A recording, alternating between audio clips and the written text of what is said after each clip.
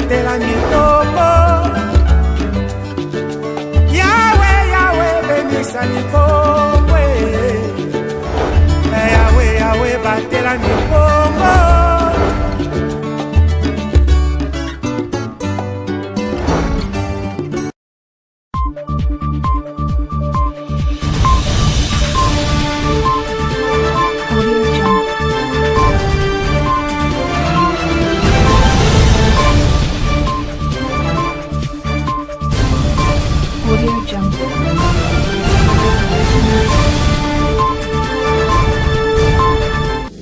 Très heureux de vous savoir nombreux devant vos postes téléviseurs, messieurs et dames. Bienvenue à cette édition du journal sur ma bannière télévision. Ouvrons cette session d'information par le travaux de parachèvement du stade Patrice Emery Lumumba de Matadi, chef-lieu du Congo central. Malgré l'annonce du gouverneur de province sur la pose de la pelouse synthétique il y a de cela quelques mois, jusqu'à ce jour, rien ne fait. Les détails dans ce commentaire signé Pacifique Mwanda. Confiance est belée et vous allez voir d'ici 3 mois la promesse publique à la télévision. Le stade Lumumba de Matadi est compté parmi les plus vieux chantiers de la province du Congo central. En construction depuis plus d'une décennie, ces travaux n'ont jamais pris fin en dépit des assurances des gouverneurs qui ont succédé l'initiateur du projet, les feux Jacques Mbadonsi Toudimavungu, notamment Atuma Tubwana, Justin Luemba, Guy Bandondongidi, qui d'ailleurs avait en son temps promis la fin des travaux à la fin de l'année 2024. Au nom de la continuité de l'État, l'actuel gouverneur de province, Grace Bilolo, a pris l'engagement de finir avec cet éternel chantier surnommé par plusieurs. Il sert de Bourili. En juillet 2024, Grace Bilolo, accompagné du ministre national des Sports et Loisirs Didier Boudimbu, a effectué une visite sur place pour diagnostic et thérapie. Nous avons tenu une réunion avec les deux sociétés qui sont en place ici, et avec le gouverneur. Et comme moi je rentre à Kinshasa, au niveau du gouvernement national, nous allons trouver des voies et moyens pour pouvoir finir cette œuvre. Car la volonté du chef de l'État est que nous puissions avoir le jeu congolais l'année prochaine. Il faut que nous puissions avoir des infrastructures, les stades, là où ces jeux-là vont se passer. Et je pense qu'on doit vraiment mettre le bouchée double de façon à ce que pour les Jeux congolais en 2025, ce stade, qu'on puisse en utiliser. Nous, en tant que province du Congo central, nous sommes derrière en train de faire le lobby pour bousculer ce secteur de sport qui était dormant. Donc nous sommes déterminés pour rester dans la vision du chef de l'État. En dépit de cette volonté manifeste, les travaux, à en croire plusieurs, sont exécutés à pas de tortue. Lors de la lecture du compte rendu du Conseil des ministres du 20 novembre 2024, Grace Bilolo a annoncé les débuts des travaux de la pose de la pelouse synthétique au mois de décembre. 3 mois plus tard, rien n'a été fait. Prenons la parole. L'autorité de province est revenue sur la question relative à l'amélioration des conditions de travail des membres de l'exécutif provincial.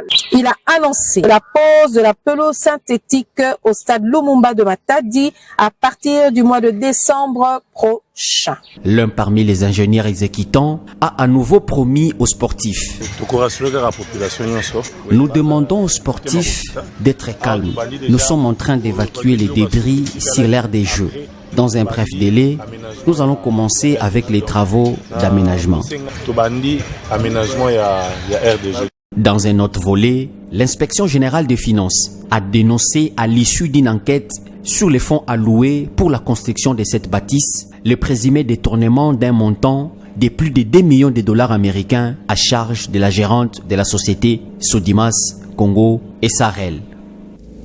Quittons la province du Congo central, messieurs et dames, au cours de la 35e réunion du Conseil des ministres présidée par le président de la République, Félix-Antoine Tshisekedi Tshilombo, le chef de l'État a instruit aux membres du gouvernement de prendre les mesures urgentes pour favoriser le développement économique et attirer des investissements en dépit du contexte sécuritaire dans la partie est de la République démocratique du Congo. Suivez l'extrait de ces comptes rendus de la réunion du Conseil des ministres, lu par le ministre national en charge de la communication et médias et porte-parole du gouvernement, Patrick Mouyaya. Suivez. Au regard de la situation actuelle de notre environnement des affaires et dans le contexte particulier marqué par la crise persistante dans l'est de notre pays et ses conséquences socio-économiques, le président de la République tient à la prise de mesures proactives, audacieuses et concertées pour favoriser les développements économiques et en tirer les investissements en République démocratique du Congo. Cette période de crise, loin de n'être qu'une contrainte, constitue pour les investisseurs et entrepreneurs avertis une opportunité stratégique d'explorer des nouveaux marchés dans des secteurs porteurs de croissance tels que les industries extractives, l'agriculture, les énergies renouvelables, les infrastructures et les nouvelles technologies. Le président de la République a indiqué qu'il est crucial de tirer profit des ressources naturelles et humaines exceptionnelles en favorisant les développements des entreprises locales et en convainquant davantage d'investisseurs étrangers de s'intéresser aux opportunités d'affaires qu'offre notre pays. Pour cela,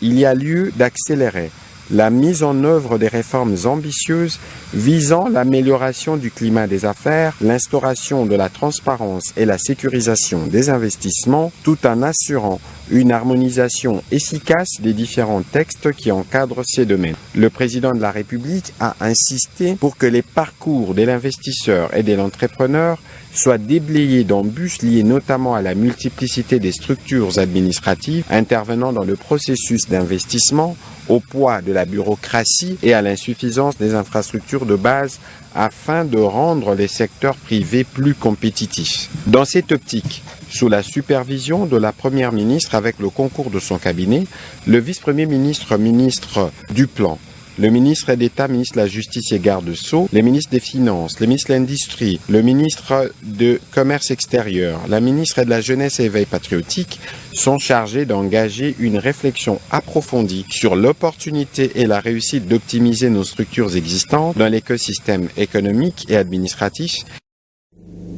Dans un autre chapitre, le gouvernement a annoncé l'organisation d'une session spéciale de l'examen d'État édition 2024-2025, le 25 mars 2025 pour les provinces éducationnelles touchées par la crise sécuritaire dont Nord Kivu 1, Sud Kivu 1 et Sud Kivu 3.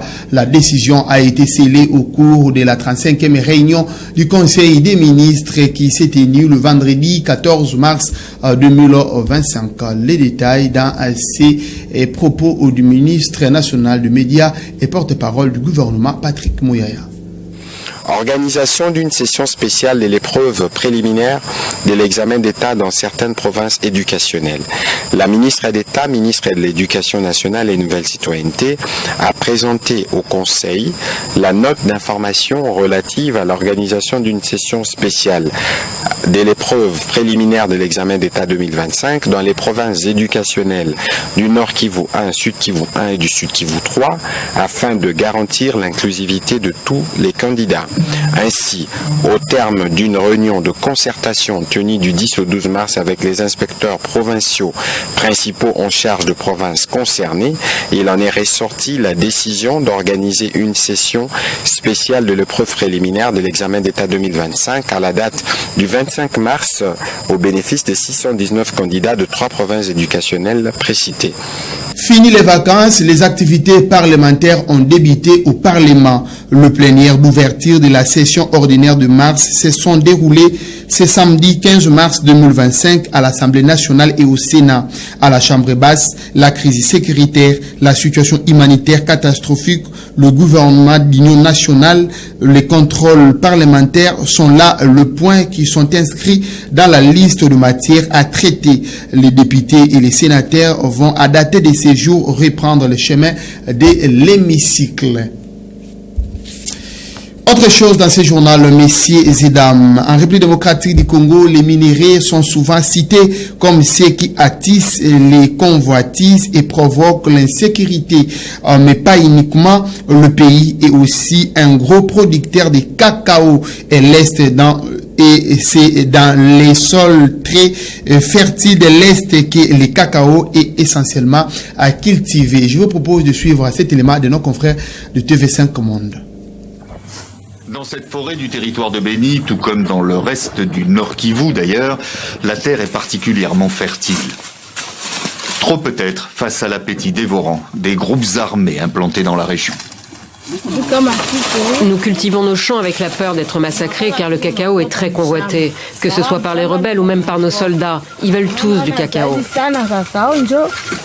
Faut dire qu'en quelques années, la petite fève de cacao s'est transformée en véritable or brun sur les marchés mondiaux. Plus que toute autre matière première agricole, son cours bat tous les records, son prix a quasiment triplé, ne serait-ce que l'année dernière. Le cacao est la plus grande cause de la guerre. Sans lui, elle aurait peut-être déjà pris fin. La plupart des massacres ont lieu dans les champs. Et bon nombre de producteurs témoignent régulièrement avoir échappé à plusieurs embuscades tendues par les groupes armés, à tel point que bon nombre d'entre eux ont tout simplement décidé d'abandonner leurs champs, tout comme leurs employés. Je ne vais plus cultiver à cause des tueries qui se passent tous les jours. Alors je viens travailler ici en ville à l'Office national des produits agricoles du Congo, afin de nourrir nos enfants. Un véritable manque à gagner pour toute une filière qui représente, avec celle du café, lui aussi très prisé pour sa qualité, 20% du PIB du pays. Plus largement, les groupes armés font main basse sur la plupart des produits agricoles pour alimenter les réseaux de contrebande avec l'Ouganda voisin. Jusqu'à 80% des récoltes seraient ainsi détournées dans ce marché parallèle. Nous sommes malheureux de voir que c'est notre force, en termes de produits de nos terres, qui malheureusement contribue au financement des personnes qui nous tuent.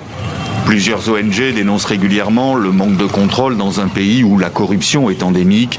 D'ici la fin de l'année, l'Union européenne prévoit de ne plus reconnaître le label bio attribué au cacao congolais, en raison notamment de cette insécurité qui empêche les inspecteurs de se rendre sur place.